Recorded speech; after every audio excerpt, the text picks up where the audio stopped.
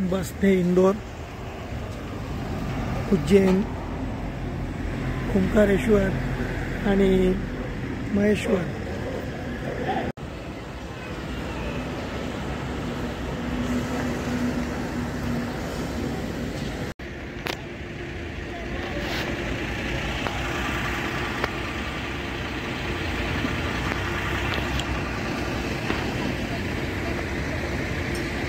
सकाळचा चहा नाश्ता मध्य प्रदेशमध्ये। मित्रांनो, हा आहे इंदोरचा सेंट्रल बस स्टँड सरवटे येथे हा आहे। तर ब्रिज आहे, ब्रिजच्या एका बाजूला बस स्टँड आहे आणि दुसऱ्या बाजूला रेल्वे स्टेशन आहे।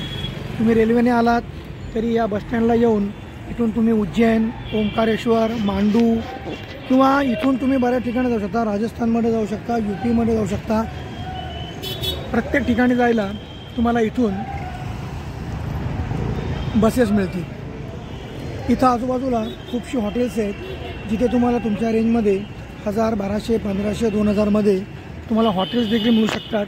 आणि नॉर्मल जे जेवण आहे ते सुद्धा तुम्हाला इथे साधारणपणे 60 रुपये, 80 रुपये, 150 रुपयाच्या रेंजमध्ये तुम्हाला या ठिकाणी जेवण पण मिळतं। तर असं आहे हा इंदोरचा सरवटे बस स्टँड। इथून तुम्ही बसने तुम्ही उज्जैन, ओंकारेश्वर, मांडू किंवा जवळपासचे जे टुरिस्ट स्पॉट आहेत त्याला तुम्ही भेट देऊ शकता।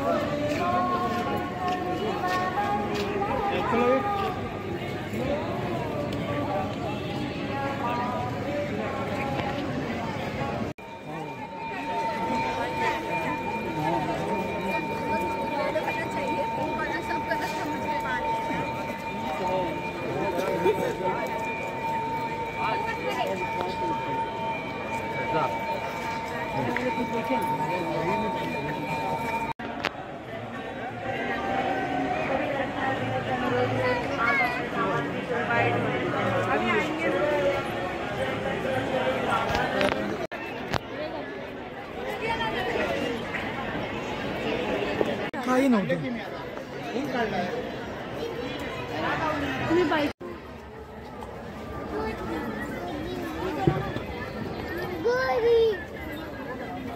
इधर आओ, आगे चलो, जाओ आगे जाओ।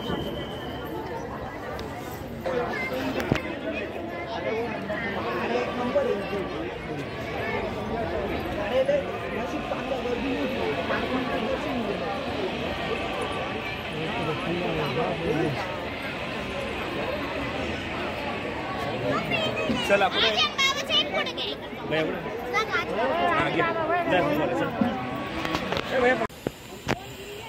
शिप्रा नदीच्या काठावर हे उज्जैन वसलेलं आहे आणि जी आपण जी बघतोय ती शिप्रा नदी जिच्या सफाईची गरज आहे।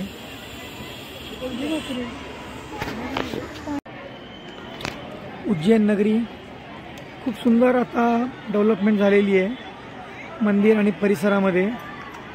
म्हणजे खरोखर पर्यटनाच्या दृष्टीने खूपच मोठी डेव्हलपमेंट झालेली आहे, आणखीन होताना पण दिसते। शिप्रा नदीवरती हा ब्रिज आता बांधतायत। बहुतेक हा गाड्यांसाठी नसून फक्त भाविकांसाठी आहे आणि कोट्यावधी रुपयांचा खर्च या ठिकाणी झालेला आहे।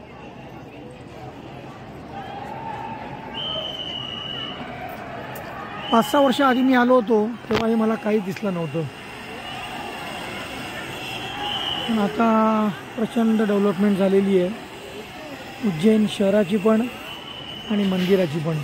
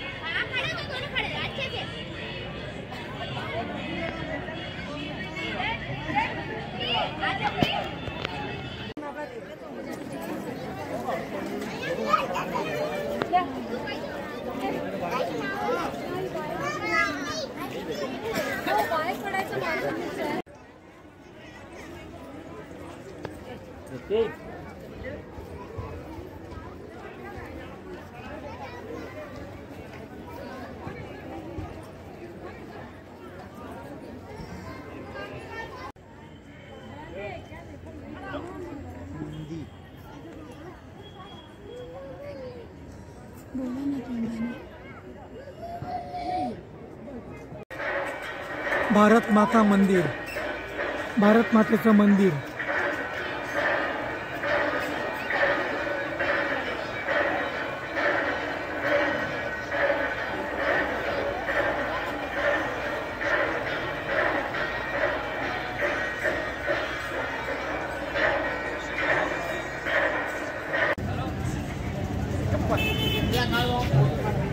हे 56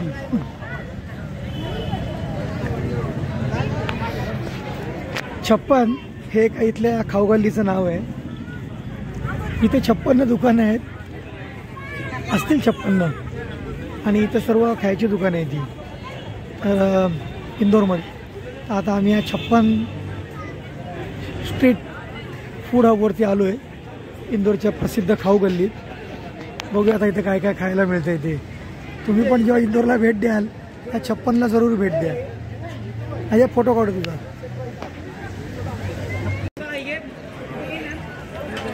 मित्रांनो हे बघा, दुकानांना नंबर दिलेत 1 2 3 4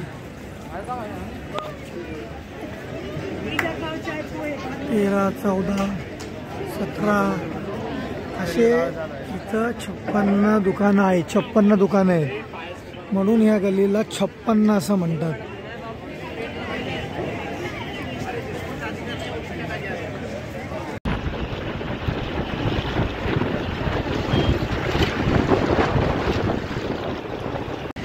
मित्रांनो आता आपण आलोय ओंकारेश्वरला. आपण उज्जैन बघितलं, इंदोर बघितलं. इंदोरवरून साधारणपणे एक 110 किलोमीटरच्या आसपास ओंकारेश्वर आहे. समोर आपल्याला दिसतोय तो ओंकारेश्वर धरण आहे, ही नर्मदा नदी, आणि समोर जे दिसत आहे ते ओंकारेश्वर मंदिर आहे. आणि पलीकडे जायला आपल्याला हा ब्रिज आहे. चला तर मग जाऊन दर्शन घेऊया ओंकारेश्वराचं.